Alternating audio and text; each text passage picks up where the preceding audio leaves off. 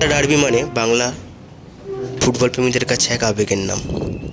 শুধুই কি আবেগ, তার সাথে জুড়ে আছে বাংলা ফুটবলের ইতিহাস এবং ঐতিহ্য। আর নামটা যখন মোহনবাগান এবং ইস্টবেঙ্গল, তখন তো দর্শকদের মধ্যে উন্মাদনা থাকবেই। আজ ছিল RFDL এর জোনাল গ্রুপ স্টেজের ম্যাচ মোহনবাগান এবং ইস্টবেঙ্গল দুই দলের মধ্যে। দুই দলের দর্শকরা প্রথম থেকেই মাঠে উপস্থিত ছিলেন নিজেদের পছন্দের দলকে সাপোর্ট করার জন্য।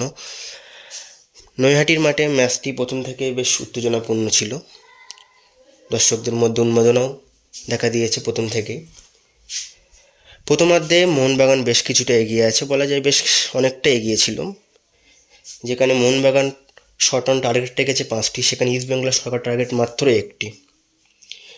ম্যাচের শুরুর দিকে তেমন কোনো কার্ড দেখাতে হয়নি, তবে প্রথমার্ধের শেষের দিকে 2টি হলুদ কার্ড দেখাতে বাধ্য হয় রেফারি। দ্বিতীয়ার্ধ শুরু হতে হতেই আবারও মোহনবাগান একের পর এক অ্যাটাক রাখতে শুরু করে। ম্যাচের প্রথমটা দেখা গেছে যখনই ইস্টবেঙ্গল অ্যাটাক রাখতে গিয়েছে তখনই তারা আটকে গিয়েছে মোহনবাগানের ডিফেন্ডারদের কাছে এবং পাল্টা অ্যাটাক চালিয়েছে মোহনবাগান। 56 মিনিটে একটা খুব দারুণ সুযোগ এসেছিল, তবে প্রথমার্ধ থেকে দ্বিতীয়ার্ধ 56 মিনিট পর্যন্ত প্রায় ইস্টবেঙ্গলের গোলকিপার সৌরভ সার অসাধারণ গোলকিপিংয়ের কারণে জালে বল জড়াতে ব্যর্থ হচ্ছিল এক প্রকার মোহনবাগানের স্ট্রাইকাররা। কিন্তু 60 মিনিটের কাছাকাছি সেই সুযোগ এসেই যায়।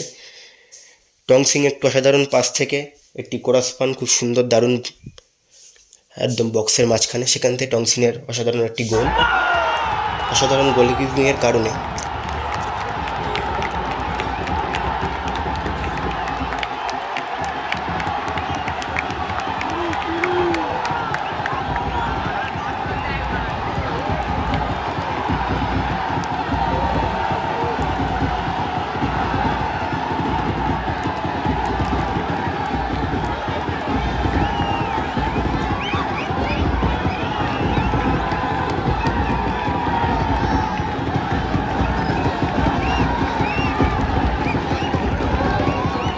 ইস্টবেঙ্গল একটি পেনাল্টিও পায় 60 মিনিটের পরে মোহনবাগানের প্রথম গোলের পরে। তবু সেই পেনাল্টিটা খুব একটা কাজে লাগাতে পারিনি, কারণ সেটাকে মিস করে ফেলে ইস্টবেঙ্গলের স্ট্রাইকার।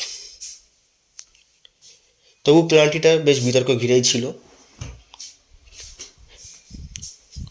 শেষ পর্যন্ত